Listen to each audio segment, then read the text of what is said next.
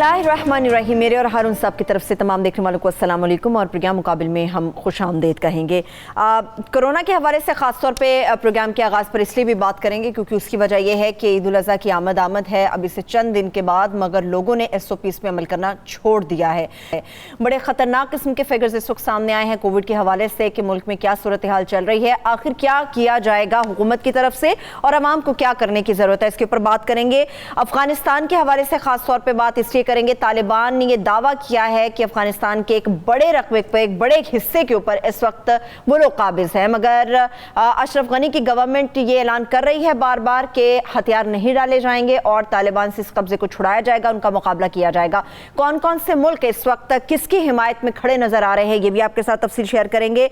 बहुत सारी अच्छी खबरें हैं जो कोशिश करेंगे कि हारून साहब से प्रोग्राम के आगाज पर ही हम जान लें। आज़ाद कश्मीर इलेक्शन के ऊपर भी खास तौर पर बात करेंगे, PP38 सियालकोट के ज़मीनी इंतखाब के बारे में बात करेंगे कि SOPs के हवाले से क्या क्या खिलाफ वर्जियाँ हो रही हैं। अली अमीन गंडापुर साहब की जो मुतनाज़ वीडियो सामने आई, अब उसके ऊपर क्या पेशरफ्त है, ये आपके साथ शेयर करेंगे। कुछ अंदर की खबरें भी हैं जो कि मियां नवाज शरीफ साहब से मुतालिक हैं और इसके साथ साथ इमरान खान साहब से भी मुतालिक है, वो भी आपके साथ शेयर करेंगे। हारून साहब, कोरोना खतरनाक है, इस पर बात करूंगी, मगर आज अच्छी खबरें अंदर की खबरें नहीं है, खबरें ही हैं बस। अच्छा, कोई पुरअसरार खबरें नहीं, मगर अच्छी खबरें हैं। अच्छी खबरें आप हमारे साथ शेयर करें। बात यह है, ये तो एक अजीब हैरत अंगेज वाक़या रोनमा होने वाला है। 1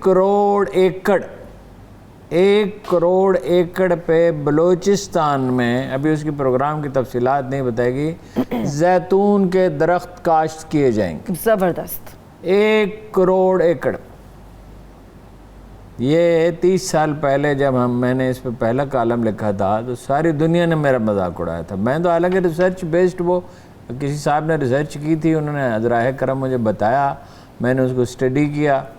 फारूक गिलानी मरहूम एक बहुत आला सिविल सर्वेंट थे, बहुत दर्दमंद, नेक, दयानतदार, उजले आदमी और दानिश्वर।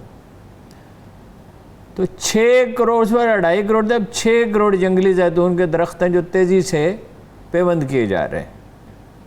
1 करोड़ दरख्त पहले कहा था खान साहब ने कि लगाएंगे, ठीक है, अभी शजरकारी मुहिम में जी।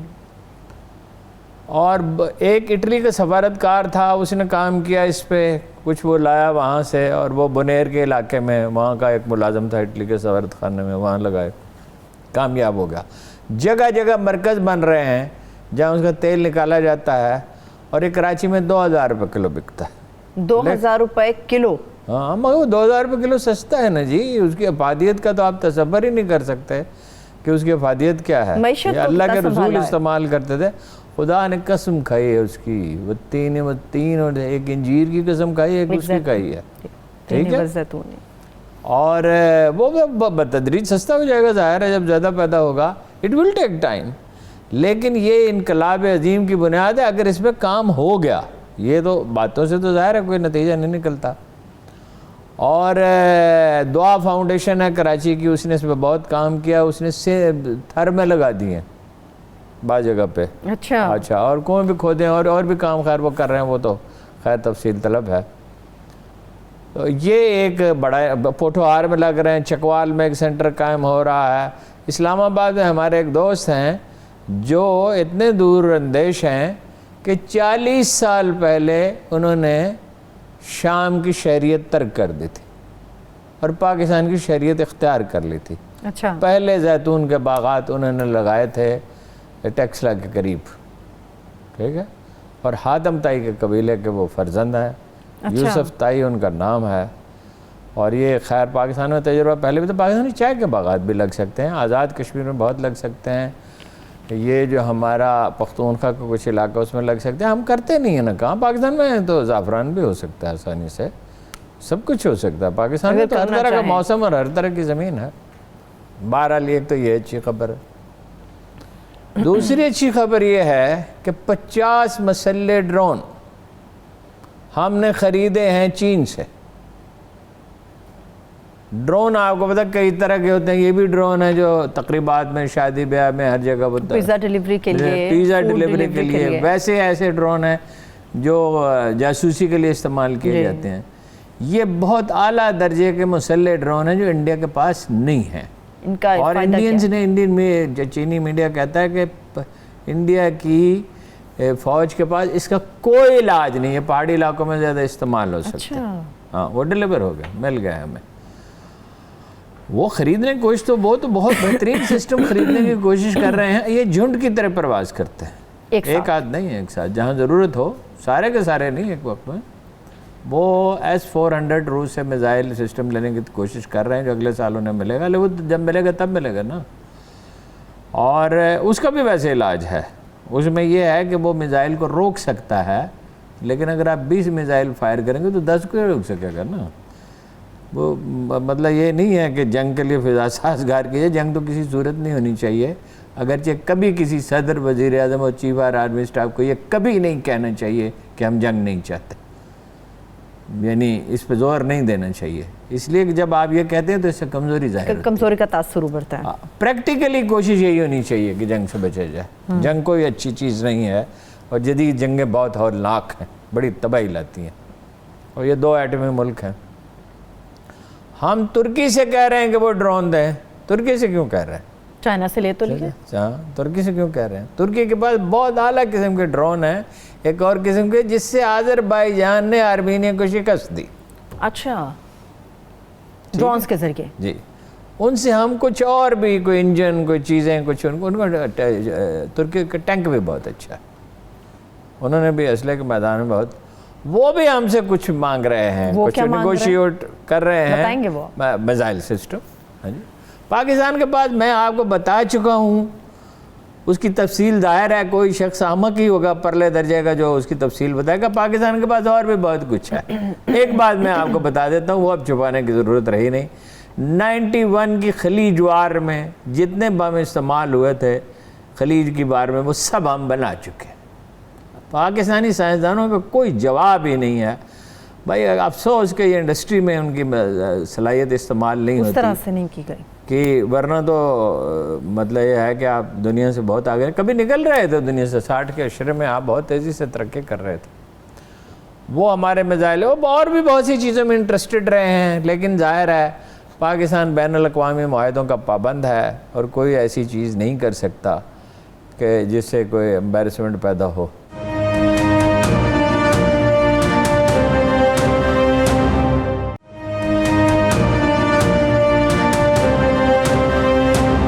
نام کیا ہے ان ترکی کے ڈرونز کا؟ TB2 TB2 یہ تو خطرناک سا نام ہے۔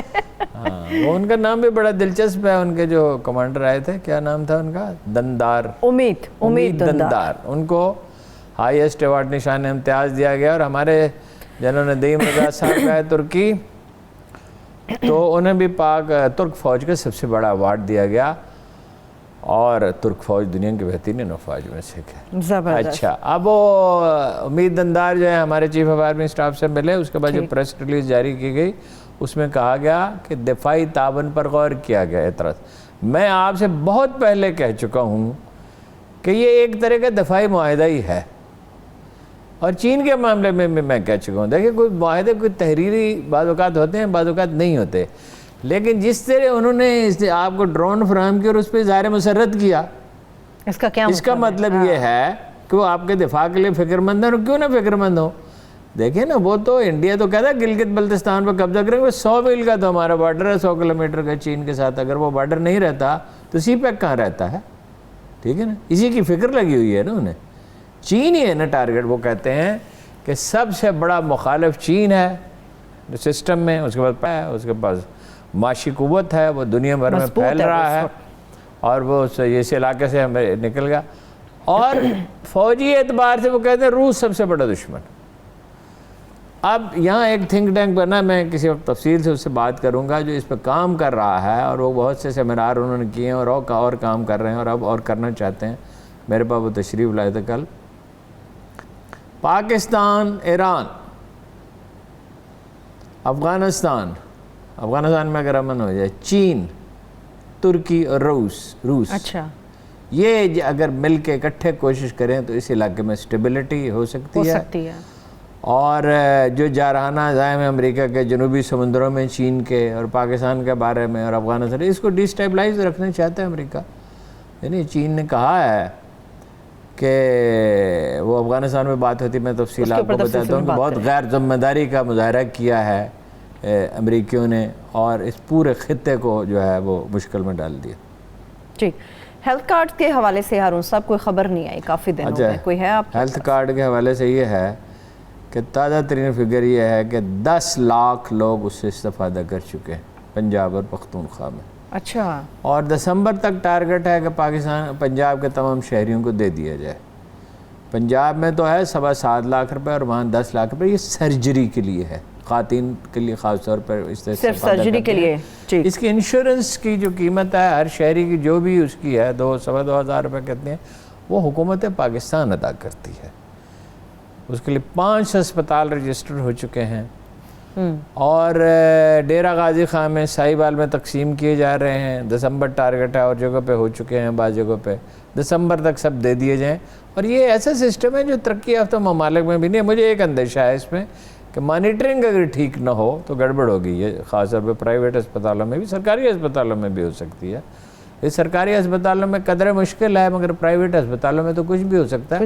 اس کی بہت کیئرفلی دیکھیے، ہمارے سامنے مثال موجود ہے، مایوس نہیں ہونا چاہیے، صرف یہ دیکھنا چاہیے کہ اس میں کاہلی نہیں کرنی سے کام نہیں لینا چاہیے اور چوکس رہنا چاہیے۔ ڈاکٹر ثانیہ نشتر اگر 9 لاکھ غیر مستحق لوگوں کو نکال سکتی ہیں، اربوں روپے ہر سال بچا سکتی ہیں، تو دوسرے لوگ بھی کر سکتے ہیں، ان کی تربیت ہو۔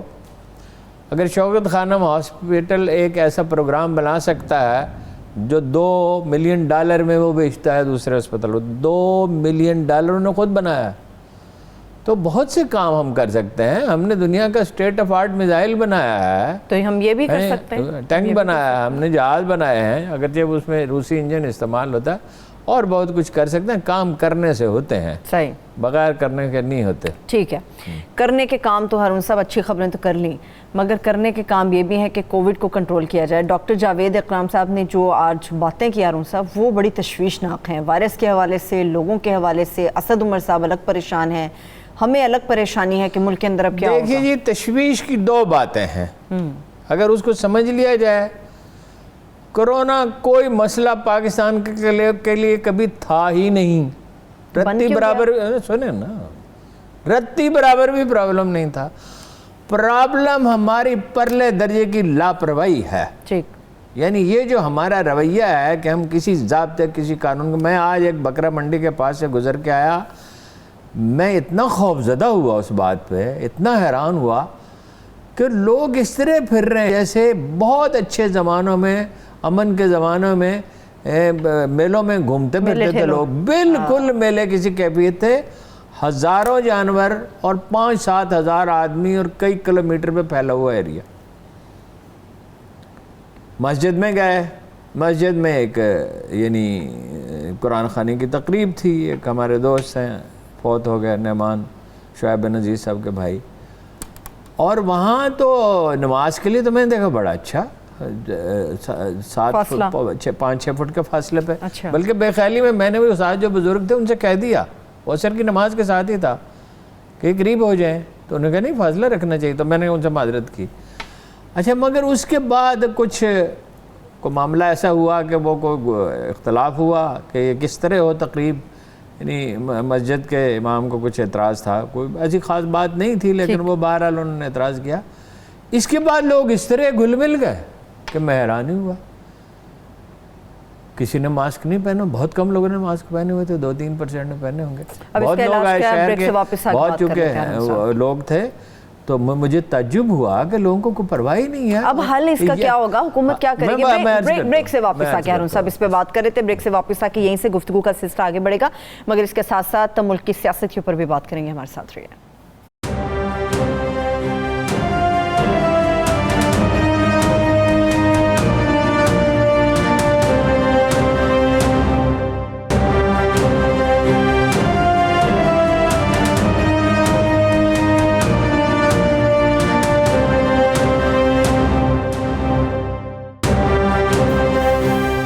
Welcome back. کووڈ کے حوالے سے ہارون صاحب ہم بات کر رہے تھے، شرح کتنی زیادہ ہے اور کنٹرول کے لیے حکومت کیا سوچ رہی ہے؟ 1.5% سے 4% ہو گئی ہے، بلوچستان میں 9% ہے، بلوچستان، سندھ اور اس میں اسلام آباد میں زیادہ پرابلم ہے۔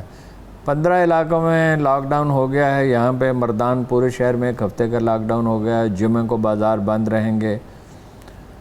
ہوائی سفر نہیں کر سکیں گے لوگ. 1 اگست سے سرکاری ملازمین کو تنخواہیں نہیں ملے گی جو کم از کم ایک خوراک نہ لگوائی ہو.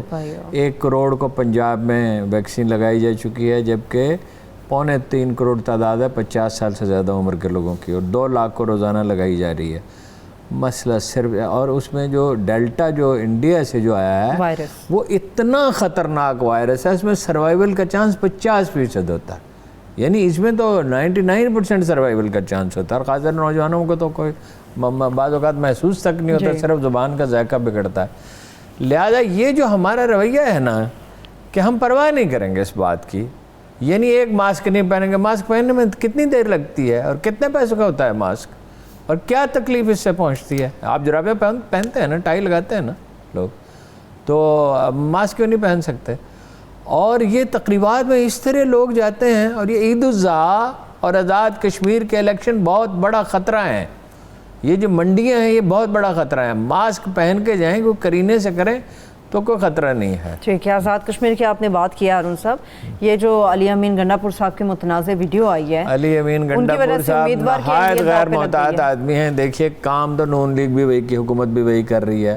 انہوں نے کروڑوں کے فنڈز دیے، لیکن احتیاط اتنی کر رہے ہیں کہ وہ جرنلسٹ کالونی بنائے مظفر آباد میں، مگر پلاٹوں کے وہ تقسیم نہیں کیے لیٹر کہ بھئی اعتراض نہ ہو. یہ جیب میں کیسے پیسے، نقد پیسے ڈال کر لے گئے، وہ ڈڈیال میں انہوں نے دیے، اور وہ مسلم لیگ ان کے اپنے پی ٹی آئی کے لیڈر نے گواہی دی کہ ہاں پیسے دیے ہیں، اگرچہ ان کا امیدوار کا کوئی تعلق نہیں ہے. اچھا، اب وہ ریٹرننگ افسر نے تو انہیں کہا کہ امیدوار کا کوئی تعلق نہیں ہے، لیکن چیف الیکشن کمیشنر کے پاس کیس بھیج دیا ہے، اور چیف الیکشن کمیشنر کا رویہ بڑا سخت ہے، بہت انڈیپینڈنٹ ہے. انڈیپینڈنٹ ہونے میں حرج نہیں ہے، کہا جاتا ہے کہ وہ ان کا رجحان ہے ان کے خلاف.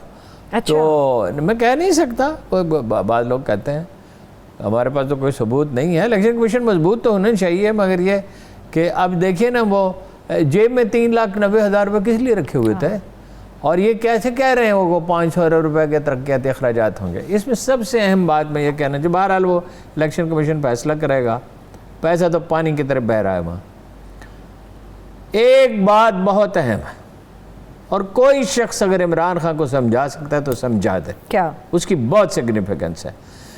دیکھیے، انہوں نے بلاول نے بھی اور اس سے زیادہ مریم نے انڈین مظالم کی کوئی مذمت نہیں کی. آپ کے بہن بھائی قتل ہوئے وہاں، ان کو یعنی ان کے بچے، بیویاں، بوڑھی عورتیں، کوئی بچا نہیں ہے. یعنی ظلم کی ایسی درندگی کی ایک مثال ہے، اور یہ سلسلہ 30 برس سے جاری ہے. انفیکٹ تو 1930 سے جاری ہے، 90 سال ہو گئے اس جد و جہد کو. اور آج اس نے کہا بھی تو بھائی اتنا کہا، مریم نے جب اس کو پوائنٹ آؤٹ کر دیا گیا تو اس نے اتنا کہا کہ جی ہمیں احساس ہے، یہی کہا نا، ہمیں احساس ہے ماؤں کے درد کا. مودی کی مذمت کیوں نہیں کرتے، اور آج اس 8 لاکھ فوج کی مذمت کیوں نہیں کرتے جو گھروں میں گھس جاتی ہے اور بچوں کو اٹھا لے جاتی ہے، اور یہ جو سارا انڈین منصوبہ اس کی مذمت کیوں نہیں کرتے. عمران خان صاحب ہوش مندی سے کام لیں، اور یہ جا کے وہی کام نہ کریں جو کچھ بلاول نے اور مریم نے کیا. اس کا انہیں نقصان پہنچا ہے. یہ میرا تاثر نہیں ہے، یہ میں نے ہر جگہ آزاد کشمیر میں لوگوں سے پہنچا، انہوں نے کہا کہ لوگ تو کر رہے ہیں اس پہ کہ یہ کوئی مسئلہ ہے.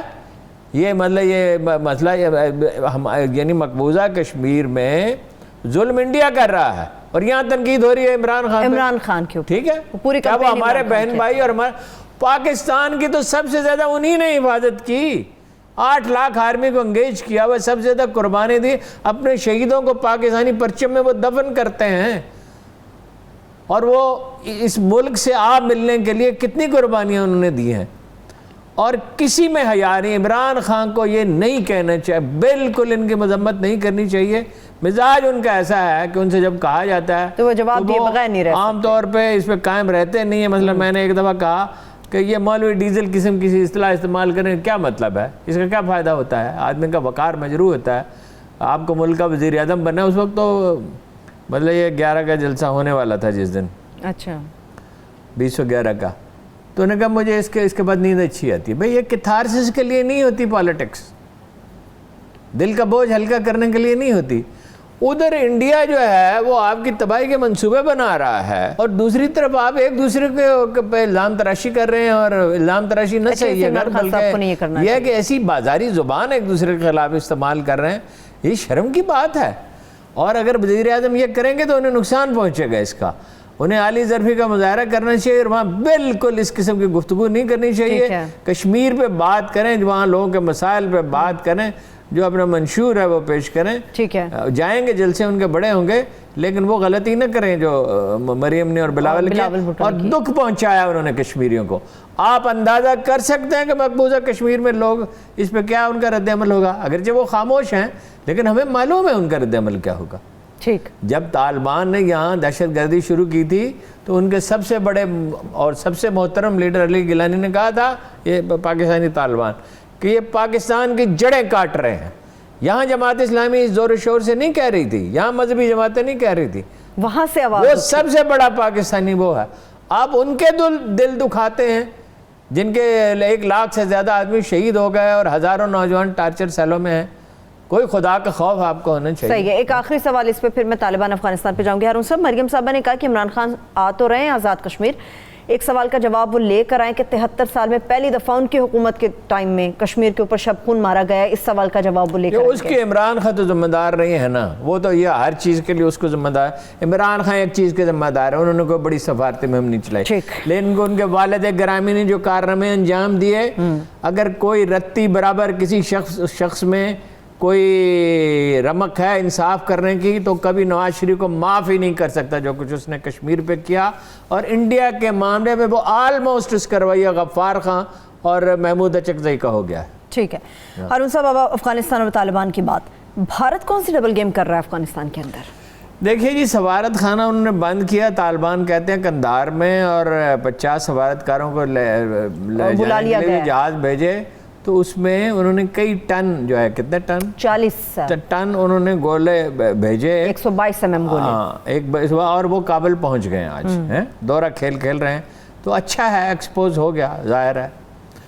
انہوں نے روس نے بھی مزار شریف میں اپنا سفارت خانہ بند کر دیا، چینی بھی 210 شہریوں کو اپنا لے گئے ہیں، لیکن سب سے اہم بات یہ لڑائی ہو رہی، 53% اضلاع جو ہیں وہ طالبان کے پاس ہیں، 18% اشرف غنی کے پاس ہیں، 29% میں جنگ ہو رہی ہے، اور 28% میں جنگ ہو رہی ہے، کل 34 یا 35 اضلاع ہیں، اس میں 26 اضلاع اس وقت حالت جنگ میں ہیں۔ کابل شہر میں وہ اینٹی سسٹم جو ہے، یعنی وہ توپیں وغیرہ لگا دی گئی ہیں، اینٹی راکٹ سسٹم نصب کر دیا گیا ہے، اور وہ ترک ہیں وہاں پہ کیونکہ وہ نیٹو کا حصہ ہیں، اور پیش قدمی ان کی تیزی سے جاری ہے، مشترکہ حکومت بننے کا کوئی سوال ہی پیدا نہیں ہوتا، خانہ جنگی کا بہت خطرہ ہے۔ البتہ یہ میسج وہ دے رہے ہیں طالبان کہ ہم خواتین کو تعلیم کے برابر مواقع دیں گے، ابھی ان کے ایک لیڈر نے آج کہا ہے۔ اچھا، اور نے ایسی ہولناک غیر ذمہ داری کا مظاہرہ کیا ہے جو پہلے بھی کر چکا ہے۔ پہلے انہوں نے نواز شریف کی مدد سے صبغت اللہ مجددی کو وہاں مسلط کیا، جس کی زیادہ سے زیادہ مقبولیت ہماری ایک چھوٹی سے چھوٹی مذہبی پارٹی کا تصور کریں اس سے زیادہ نہیں تھی، اور اس پہ راکٹ سے حملہ کیا گیا تھا، کابل ایئرپورٹ پہ راکٹ لگا تھا اس کے جہاز کو، اتفاق سے بچ گیا تھا، اس میں پاکستانی اخبار میں بھی سوار تھے، تو اس کے خانہ جنگی کے حوالے کر دیا، اور وہ توقع یہ رکھتا ہے امریکہ کہ اسے ایک مہذب ملک سمجھا جائے، اس نے اس کو خانہ جنگی کے حوالے کر دیا، اور امریکی چینوں نے ٹھیک کہا، ہم اتنا سخت لہجہ نہیں اختیار کر رہے ہیں، سمجھتے ہم بھی ہیں کہ افغانستان کو ڈیسٹیبلائز کر دیا، سارا بوجھ ان پہ ڈال دیا، اور اب اس پورے خطے کے لوگوں پہ اس کا بوجھ ڈال دیا، اور کہتے ہیں کہ ہم نے اپنے مقاصد حاصل کر لیے۔ کیا کون سا مقصد آپ نے حاصل کیا؟ نہ وہاں کوئی تعلیم میں اضافہ ہوا، نہ کوئی یونیورسٹیاں بڑی بنی، نہ کوئی مطلب یہ کوئی اکانومی ڈیولپ ہوئی، نہ آپ نے ان کے درمیان مصالحت کرائی، یہ معاملات تھے، نہ کوئی اسٹیبلٹی کے لیے۔ عالمی میڈیا کیا کہہ رہا ہے ہارون صاحب، کون سے ممالک اس وقت کس کی طرف؟ دیکھیے روس جو اس نے تو ہاتھ اٹھا لیا ہے اشرف غنی کی حمایت سے، اور وہ طالبان کو تسلیم کرنے کی طرف مائل ہیں، یہ تو میں کل بھی آپ کو بتا چکا ہوں۔ چینیوں کا رویہ بھی یہی ہے، دنیا دیکھ رہی ہے کہ ہو کیا رہا ہے، तालिबान की पेश कदमी को बहरहाल रोका नहीं जा सकता। ठीक, चलिए ब्रेक की तरफ बढ़ते हैं, एक ब्रेक ले लेते हैं। जब ब्रेक से वापस आएंगे तो FIA में शहबाज शरीफ साहब की जो तफ्तीश का मामला है इसमें जानने की कोशिश करेंगे कि सच्चा और झूठा दोनों में से कौन है। इसके अलावा वज़रा से इजाफी सिक्योरिटी वापस लेने के अमल के हवाले से इमरान खान साहब ने हिदायत की थी, उसके क्या कॉन्सिक्वेंसेज होंगे और भी दीगर अहम मामला है जिसके ऊपर बात करेंगे। हमारे साथ रहिए।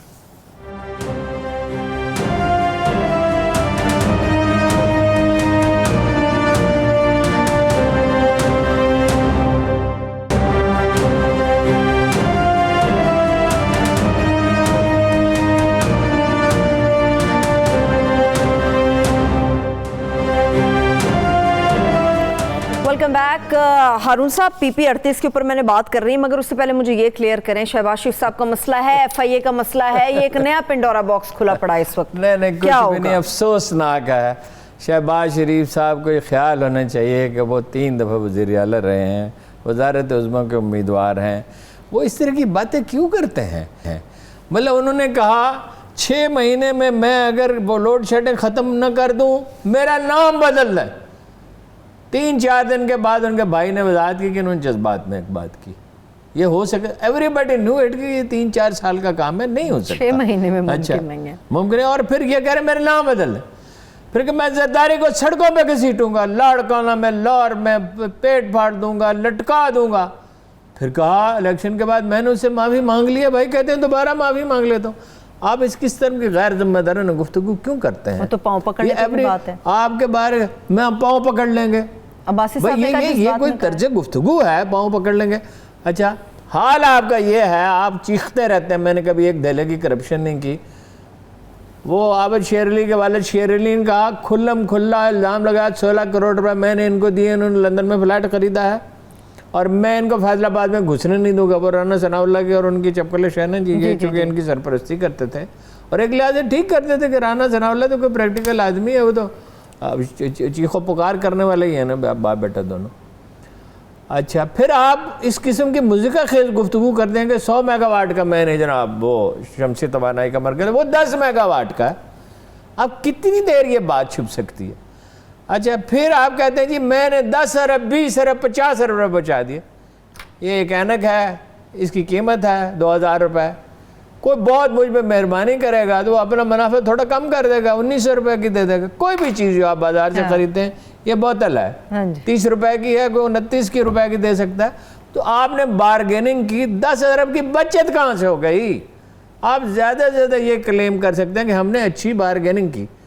यानी इसका मैसेज दरअसल क्या है कि ये 10 अरब रुपये मैं खा सकता था, मैंने नहीं खाए, तो क्या एहसान किया है जी? सड़क बनाई, हमने तोहफा दिया। हाल आपका ये है कि जुमेरात की फातिहा का खाना चीफ मिनिस्टर हाउस से जाता था। हाल आपका ये खोकर ब्रदर चीख चीख के सारे लाहौर को बताते रहे कि जी हम 1 लाख रुपए रोजाना एंटरटेनमेंट के लिए वहाँ भेजते हैं।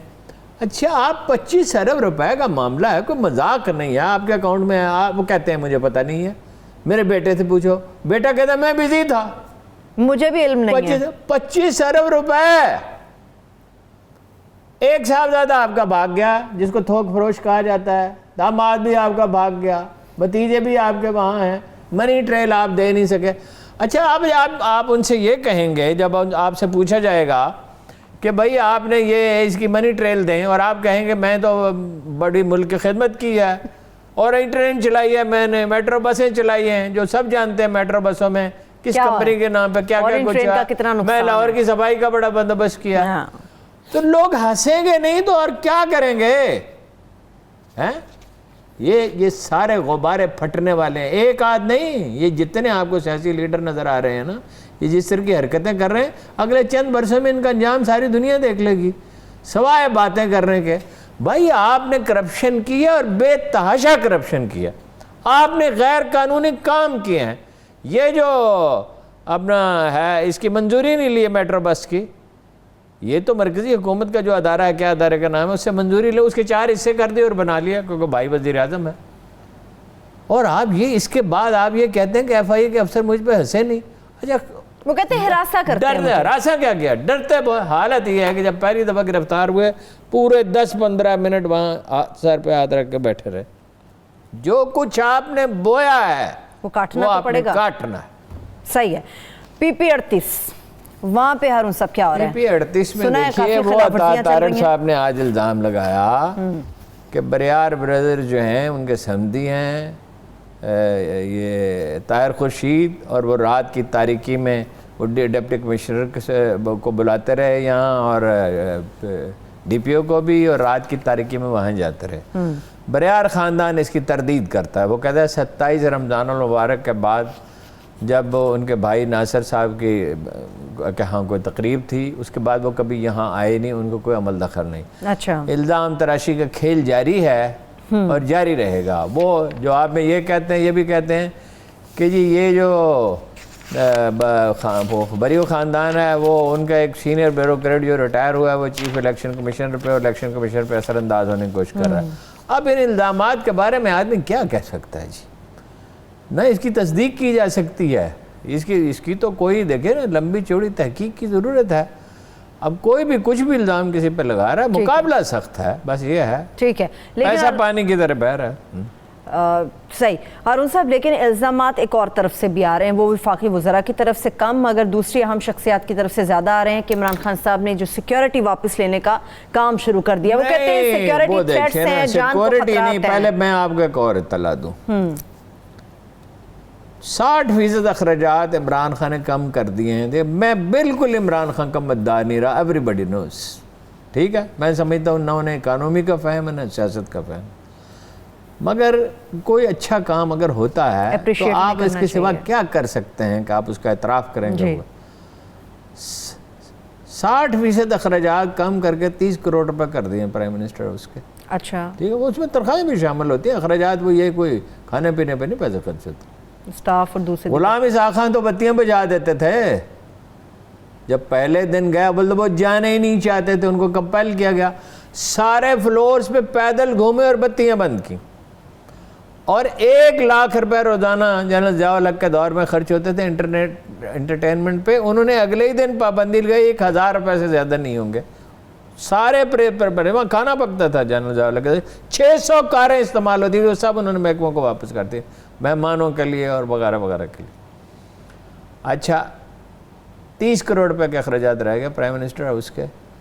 سندھ کے چیف منسٹر کے پچھلے سال تھے 1 ارب 10 کروڑ، مراد علی شاہ صاحب اس سال ہے 1 ارب 80 کروڑ، 60-65 لاکھ روپے روزانہ۔ وزیر اعظم پاکستان سے 6 گنا زیادہ، لیکن گورنر سندھ کے بھی اخراجات بڑے ہیں مگر بڑے تھے، 2 کروڑ 75 لاکھ 3 کروڑ 75 لاکھ تھے اور 4 کروڑ 15 لاکھ ہوئے، تقریباً جتنا انفلیشن ہے۔ ایوان صدر کے 99 کروڑ تھے، 100 کروڑ ہو گئے، جو کوئی اضافہ نہیں ہے، مطلب یہ 1 کروڑ انفلیشن۔ اسی طرح یہ گورنر ہاؤس پنجاب کے بھی کم ہوئے ہیں، اور کم ہو، ایوان صدر کے کم ہو سکتے ہیں، ٹھیک ہے جائیں تو۔ اور جہاں جہاں بچت دیکھیے نا، اخراجات جو ملک موٹر ویز اور ایئرپورٹ گروی رکھ کے قرضے لے رہا ہے، اس کا ایک وزیر اعلیٰ جو ہے اس کا بجٹ ہے 1 ارب 80 کروڑ روپے 1 سال کا، اور سب جانتے ہیں کہ 35% تو وہاں وعدہ ہی کر لیے جاتے ہیں نا پہلے دن منصوبہ میں سے۔ تھر کے مکینوں کو ہیلتھ کارڈ وفاقی حکومت دے رہی ہے، جہاں لوگ بھوک سے مر جاتے ہیں، جہاں کوئی علاج کا بندوبست نہیں۔ ٹھیک ہے، آپ کچھ دلچسپ قسم کی انفارمیشن شیئر کر رہے تھے میٹنگ کے دوران، کچھ کھانے پینے کے حوالے سے۔ وہ نہیں، وہ تو ان کے ہزاروں قصے ہیں، کوئی ایک قصہ تو بیان کریں۔ وہاں گئے 88 میں جب ان کی حکومت بنی ہے، 90 میں 88 میں بگٹی سے ملنے کے لیے گئے، کوئٹہ گئے، تو ناشتہ کا بندوبست ہوا تو انہوں نے کہا کہ پائے ہیں، اب تو نہیں کھاتے پائے، یورک ایسڈ ہو گیا تھا، تو انہوں نے کہا پائے تو نہیں، ناشتہ لاہور میں کریں گے۔ آپ کو پتا ہے نواز شریف صاحب کے بعد 300-400 سوٹ ہیں، دن میں 4 یا 5 دفعہ، شیخ رشید صاحب بھی 4-5 دفعہ کہتے ہیں، یہ بھی 5 دفعہ کھانا کہتے ہیں، 5 دفعہ، میں سیریسلی کہہ رہا ہوں، اگر آپ چاہیں میں اس کے آپ کی تفصیلات۔ ہر نارمل آدمی ایک دن میں 3 دفعہ۔ اچھا، ہریسہ ایک دن وہاں افطاری تھی تو ہریسہ لینے کے لیے لاہور ہیلی کاپٹر بھیجا گیا۔